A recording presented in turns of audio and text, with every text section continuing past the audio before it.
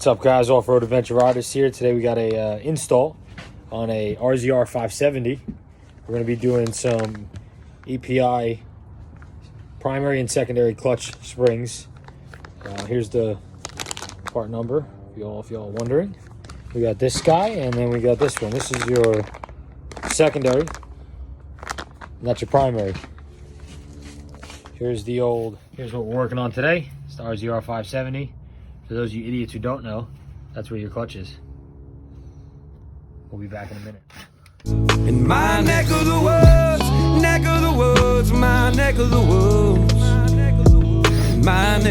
There's stop signs that I ran through like Richard Petty at Daytona. Black marks where I slammed the brakes where that black top first had me on it. Doing 75 in a 35, like a spray pin 3 off on the side. Jumping out to that cassette tape, yelling country boys, we can't survive. We all wanted to be Duke boys, looking for a Jeep with Daisy in it. Barefoot been it since day one, plenty underpasses with a past in it. Them rope swings ain't been used in 10 years, and that's no lie. But that swimming hole still look ice cold, and this place ain't ace a day in time. Duly kicking up dust on a one-lane road. Joe Diffie tunes humming out the radio. And the night so young as we are right now, sitting frozen in time on the edge of town.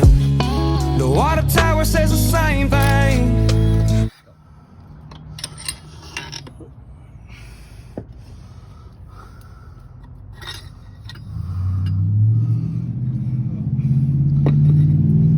There we go. There it is. There's your primary spring.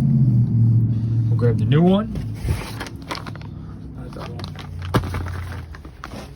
Here it is. You get the pink because we support breast cancer awareness. That's the one we need. Right there, boom.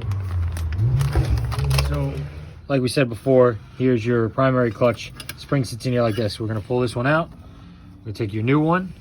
We're gonna slide that one in just like that. Now, something to keep in mind is there's an X right here, right?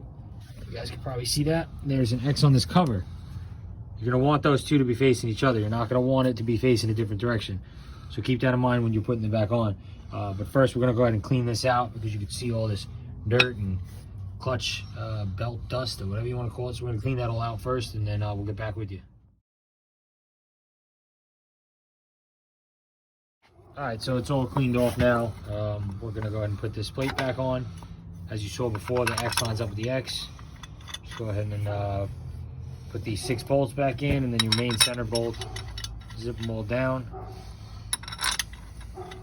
And that's pretty much it for your primary clutch spring. We'll get back to you on an actual video review of how it rides and if we notice any major differences.